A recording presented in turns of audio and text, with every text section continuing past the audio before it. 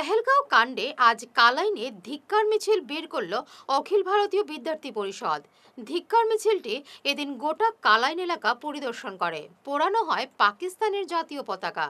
আজ অখিল ভারতীয় বিদ্যার্থী পরিষদের পক্ষ থেকে আমরা সবাই পাকিস্তানের পেহেলগামে হওয়া সেই ন্যাক্কারজনক জঘন্য সন্ত্রাসীদের বিরুদ্ধে একটি প্রতিবাদী মিছিল বের করেছি এবং আমাদের ভারত সরকারের কাছে একটিই দাবি যে ভারতের ভূস্বর্গ বলে আমরা কাশ্মীরকে জেনে থাকি, কিন্তু সেই ভূস্বর্গে যদি আমাদের ভারতবাসীরাই সুরক্ষিত না থাকলো তাহলে কি আমরা প্রকৃতপক্ষে ভারতে সুরক্ষিত আছি?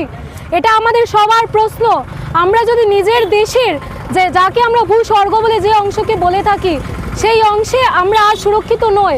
আমরা জানতে পেরেছি যে বিগত 22 তারিখে প্রায় 28 জনের মতো হিন্দুদের নাম এবং ধর্ম জিজ্ঞাসা করে তাদেরকে গুলি করা হয়েছে এবং সেই যে যারা এই জঘন্য যে ব্যবস্থাটা করেছে, যে সন্ত্রাসবাদীরা জঘন্যতম এই কার্যটা করেছে তাদের প্রতি আমরা ধিক্কার জানাই এবং ভারত সরকারের কাছে আমাদের এটি দাবি রইল যে আমরা যেন ভারতের ভূস্বর্গে আমরা ভারতীয়রা যাতে সুরক্ষিত থাকতে পারি।